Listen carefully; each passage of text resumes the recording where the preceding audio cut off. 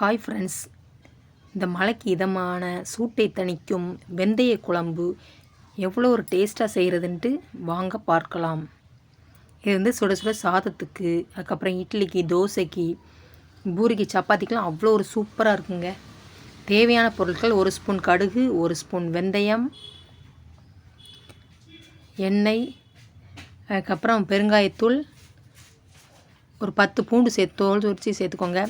வெங்காயம் வந்து கொஞ்சம் ஜாஸ்தியாகவே சேர்த்துக்கோங்க. 3 தக்காளி, ஒரு வத்தல், அதாவது காய்ந்த மிளகாய், கருவேப்பிலை, அதுக்கப்புறம் மல்லி இலை.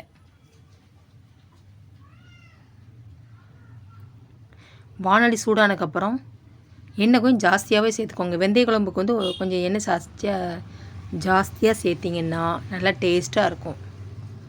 எண்ணெய் சூடானதுக்கப்புறம் 1 ஸ்பூன் கடுகு சேர்த்துக்கோங்க.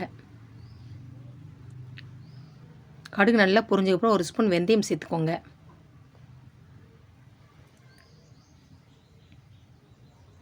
ஒரு காய்ந்த மிளகாய் பிச்சு சேர்த்துக்கோங்க. கொஞ்சம் பெருங்காயத்தூள் சேர்த்துக்கோங்க.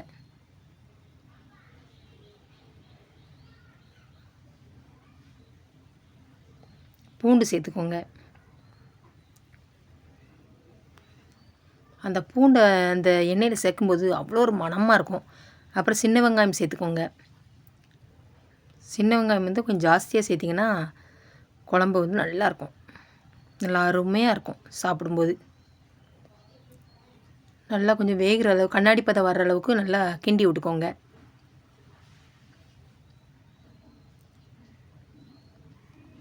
கருவேப்பிலை சேர்த்துக்கோங்க.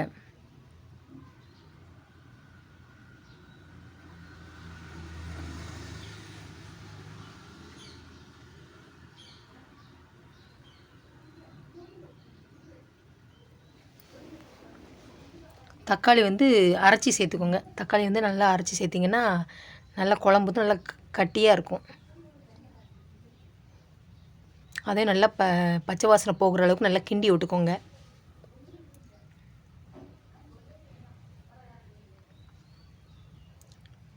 அரை ஸ்பூன் மஞ்சள் தூள் சேர்த்துக்கோங்க. சேர்த்துட்டு நல்லா அதையும் நல்லா கிண்டி விட்டுக்கோங்க.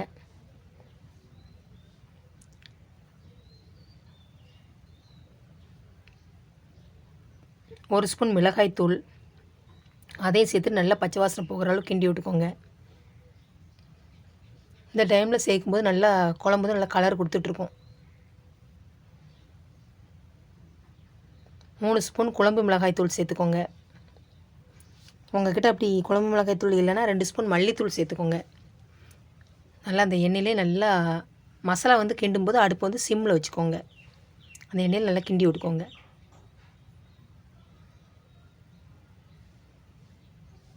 அரை கிளாஸ் தண்ணி சேர்த்துக்கோங்க.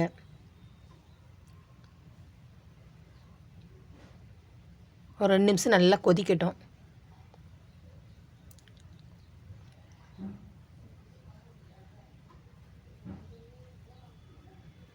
தேவையான அளவு கல் உப்பு சேர்த்துக்கோங்க.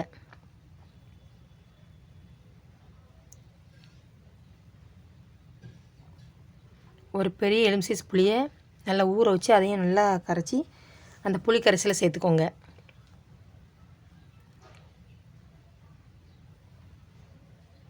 ஒரு 5 நிமிஷம் நல்லா கொதிக்கட்டும். புளியோட பச்சை வாசனை, அப்புறம் மசாலாவோட பச்சை வாசனைலாம் போகணும். அதனால் ஒரு 5 நிமிஷம் நல்லா கொதிக்கட்டும்.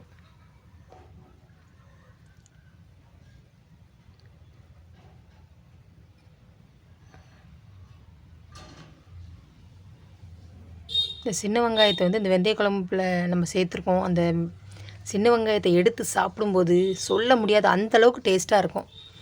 எண்ணெய் நல்லா மேலாக்க பிரிஞ்சு வந்துட்டு அடுப்பு ஆஃப் பண்ணிக்கோங்க. இறக்குனதுக்கப்புறம் மல்லி இலை மேலாக்க நல்லா தூவி விட்டுக்கோங்க. மல்லி இலை சேர்க்கும்போது நல்லா மணமாக இருக்கும் குழம்பு.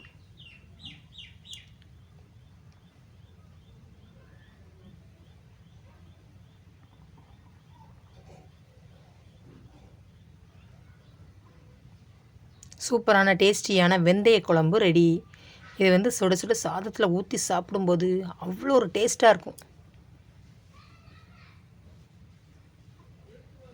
இந்த மழை பெய்கிறதுக்கு அதுக்கும் இந்த வெந்தய குழம்பு சாப்பிடும்போது அவ்வளோ ஒரு சூப்பராக இருக்கும். நல்லா சூட்டை தணிக்கக்கூடிய சூட்டை தணிக்கக்கூடியது இந்த வெந்தய குழம்பு. அதனால் கட்டாயம் வச்சு சாப்பிடுங்க. நான் செஞ்ச மெத்தடில் நீங்கள் வந்து வைங்க. அவ்வளோ ஒரு அருமையாக அவ்வளோ ஒரு சூப்பராக சாப்பிட்றதுக்கு அவ்வளோ ஒரு டேஸ்ட்டாக இருக்கும். இது சைடிஷ் வந்து இதுக்கு சைடிஷ் வந்து அப்பளத்தை வச்சு சாப்பிட்டிங்கன்னா அவ்வளோ ஒரு அருமையாக இருக்கும். என்னோடய வீடியோ பிடிச்சிருந்தா லைக் பண்ணுங்கள், ஷேர் பண்ணுங்கள், கமெண்ட் பண்ணுங்கள். தேங்க்யூ, பாய்.